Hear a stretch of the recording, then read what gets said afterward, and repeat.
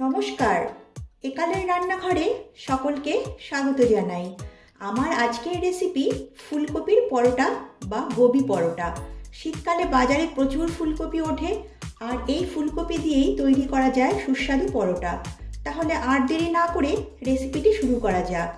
আর আমার এই রেসিপিটি ভালো লাগলে একটা লাইক করবেন আর আমার চ্যানেলটিকে সাবস্ক্রাইব করে আমার পাশে থাকবেন। ফুলকপির পরোটা করবার জন্য প্রথমে আটা মেখে নেব।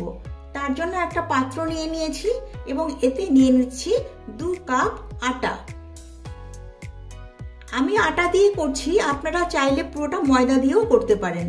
এবারে দিয়ে দিচ্ছি স্বাদ মতো লবণ, দিচ্ছি 2 চামচ সাদা তেল। এবার এগুলো ভালো করে ময়ান দিয়ে নেব। ভালো করে ময়ান দেওয়া হয়ে গেছে। এবার অল্প অল্প জল দিয়ে এই আটাটা মেখে নেব।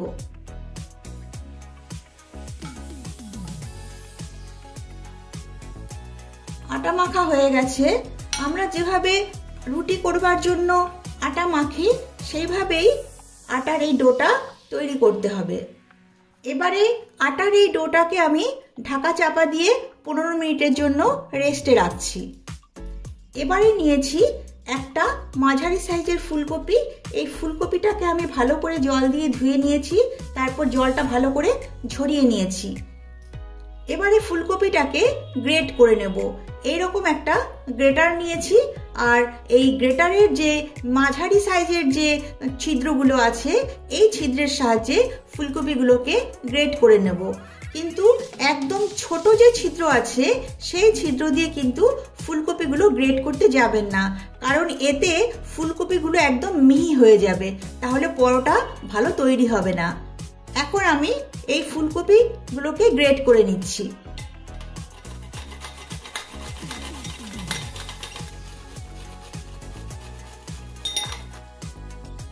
দেখুন, ফুলকপিটাকে গ্রেট করে নিয়েছি। আর এই ফুলকপির পেছনে যে ডাঁটি থাকে সেই ডাঁটিগুলো কিন্তু আর গ্রেট করবার দরকার নেই।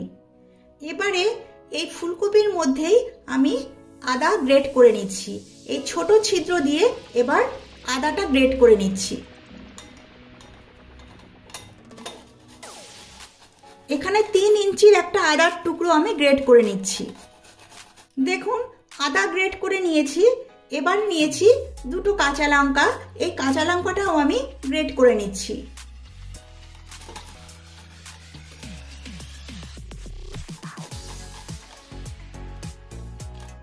দেখুন, ফুলকপি, আদা আর কাঁচা লঙ্কা গ্রেট করে নিয়েছি।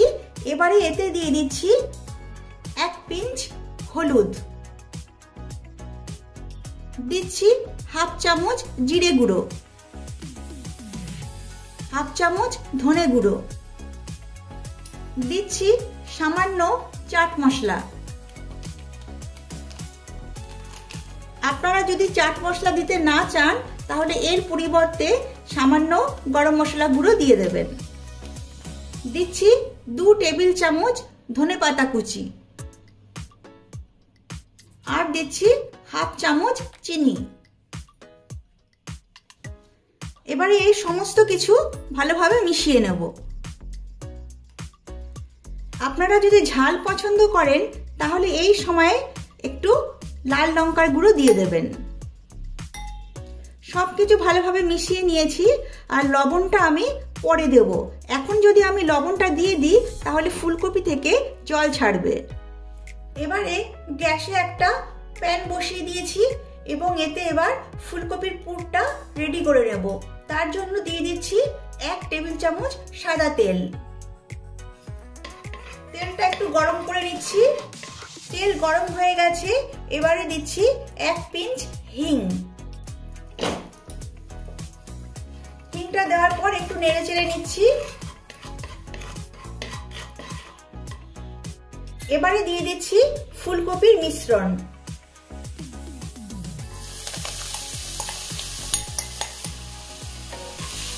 এবারে নেড়ে চেড়ে নিচ্ছি। দিচ্ছি স্বাদ মতো লবণ। আবারও খুব ভালোভাবে সবকিছু নেড়ে চেড়ে নিচ্ছি। এই ফুলকপির মিশ্রণটাকে খুব ভালোভাবে ভাজবার দরকার নেই, ফুলকপির মধ্যে যে জলটা আছে সেই জলটা শুকিয়ে গেলেই নামিয়ে নিতে হবে। ফুলকপির পুর রেডি হয়ে গেছে। এবারে গ্যাসের ফ্লেমটা অফ করে দিচ্ছি। এখন এই পুরটা একটা অন্য পাত্রে নামিয়ে নিচ্ছি। এবারে এই ফুলকপির পুরটা ভালো করে ঠান্ডা করে নেব। এদিকে 15 মিনিট হয়ে গেছে, ঢাকনাটা তুলে নিচ্ছি। এবার আটাটা একটু ঠেসে নিচ্ছি। এবার এই ডোটা থেকে লেচি কেটে নেব।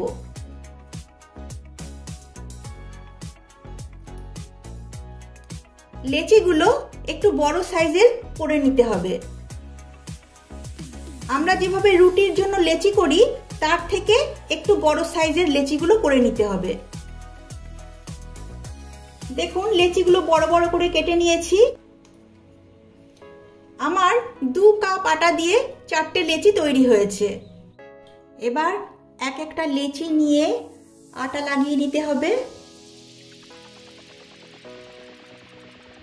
তারপর একটা বড় বাটির মতো করে নিতে হবে।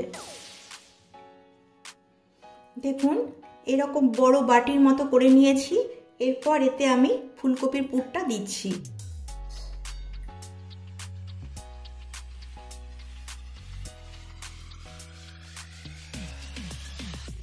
দু চামচ পুর আমি দিচ্ছি।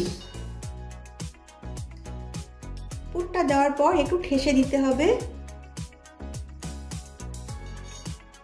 তারপর লেচির চারদিকটা মুড়ে মাঝখানে নিয়ে আসতে হবে।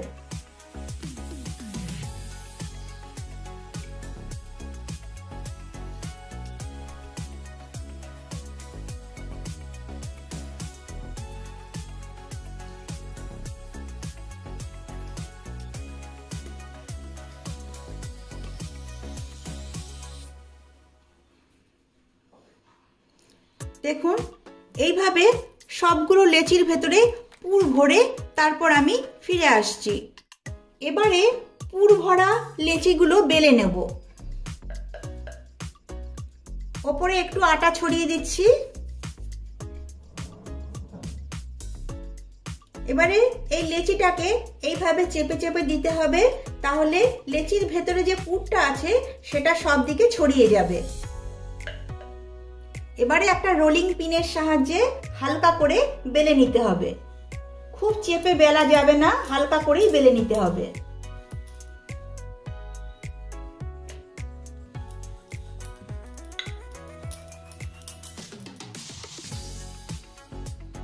দেখুন পরোটা বেলে নিয়েছি। এইভাবে সবগুলো পরোটা বেলে তারপর আমি ফিরে আসছি। এদিকে গ্যাসে একটা তাওয়া বসিয়ে দিয়েছি। তাওয়াটা গরম হয়ে গেছে। এবারে পরোটাগুলো প্রথমে সেকে নেব, তারপর ঘি দিয়ে ভেজে নেব। প্রথমে 2 পিঠ ভালো করে সেকে নিতে হবে। এক পিঠ সেকা হয়ে গেছে, এবার অপর পিঠ উল্টে দিচ্ছি। এবার পরোটার ওপরে ঘি দিয়ে দিচ্ছি। আমি ঘিতে পরোটা ভেজে নিচ্ছি, আপনারা চাইলে সাদা তেলেও পরোটা ভেজে নিতে পারেন। এবারে এই ঘিটা চারদিকে ছড়িয়ে দিচ্ছি। উল্টে দিচ্ছি। আবার এই পিঠেও ঘি দিয়ে দিচ্ছি, চারদিকে ছড়িয়ে দিচ্ছি।